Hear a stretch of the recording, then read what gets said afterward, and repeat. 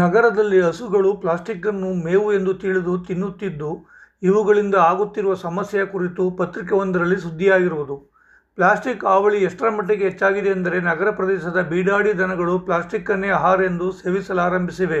ಇಲ್ಲೊಂದು ಹಸು ಕಳೆದ 2 ವರ್ಷದಿಂದ ಕೆಜಿಗಟ್ಟಲೆ ಪ್ಲಾಸ್ಟಿಕ್ ತ್ಯಾಜ್ಯವನ್ನು ಸೇವಿಸಿ ಅನಾರೋಗ್ಯಕ್ಕೆ ಈಡಾಯಿತು. ಹೌದು, ಕೋಲಾರ ನಗರದಲ್ಲಿ 2 ವರ್ಷಗಳಿಂದಲೂ ಸುಮಾರು 15 ಕೆಜಿ ಪ್ಲಾಸ್ಟಿಕ್ ತ್ಯಾಜ್ಯವನ್ನು ಹೊಟ್ಟೆಯಲ್ಲಿಟ್ಟುಕೊಂಡು ಅಚ್ಚರಿಯಾಗಿ ಬದುಕಿದ್ದ ಹಸುವೊಂದಕ್ಕೆ ನಗರದಲ್ಲಿ ಪಶುವೈದ್ಯರು ಯಶಸ್ವಿ ಚಿಕಿತ್ಸೆ ಮಾಡಿ ಹಸುವಿನ ಪ್ರಾಣ ಉಳಿಸುವಲ್ಲಿ ಯಶಸ್ವಿಯಾಗಿದ್ದಾರೆ. ಈ ವಿಡಿಯೋದಲ್ಲಿ ನೀವು ನೋಡುತ್ತಿರುವುದು ಮೈಸೂರಿನ ಕಸದ ಅವಸ್ಥೆ.